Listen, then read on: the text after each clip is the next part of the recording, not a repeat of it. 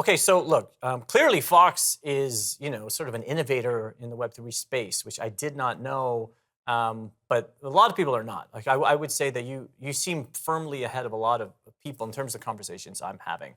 But let's talk timeline, right? So I don't know, when does Web3 become mainstream? When am I not blown away that all of these amazing things are happening with blockchain strategies and that's just everyone's doing that? Think it's gonna take a little time. I don't see this as a 2023 um, revolution necessarily, but increasingly you're just seeing projects that obviously are grounded in real delivery, really thinking about fan experience, really providing value to fans. And I think as more and more brands are out there building those kinds of experiences, like that's what's going to grow the industry. I think we need more critical mass though of projects who are really focused about on their mainstream adoption, on providing tangible value to consumers in ways that couldn't be done before. We're a little ways off. Is there a gap between, I mean, because obviously you know the space, like the back of your hand, but there's a lot of people, I talk to them every day, they don't know what an NFT is. They don't know, my mother didn't know what cryptocurrency was, so she wasn't so excited when I got the show. She's like, what? You got a show about what? like, like Yeah. what's that gap between, the sort of people who know the technology and the audience? I think the gap's real, and it's one reason to not lean into the jargon.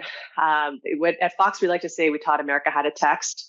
You had Ryan Seacrest telling people to put a certain number on their phone to vote on American Idol.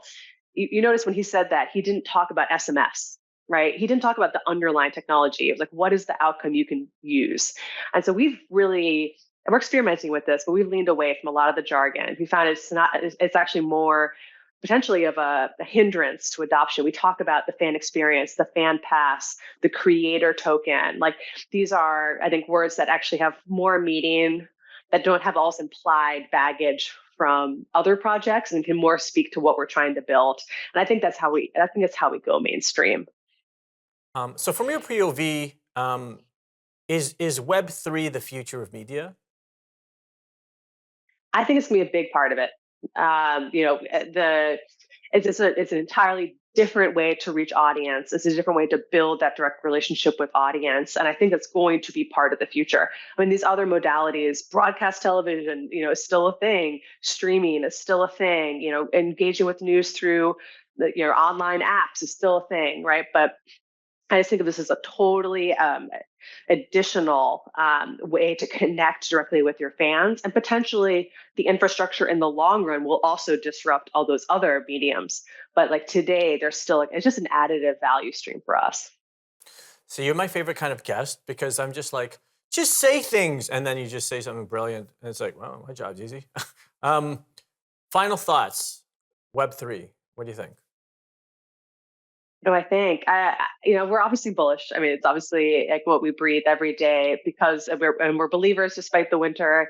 It hasn't, shattered our resolve. We're still here to stay for the long run.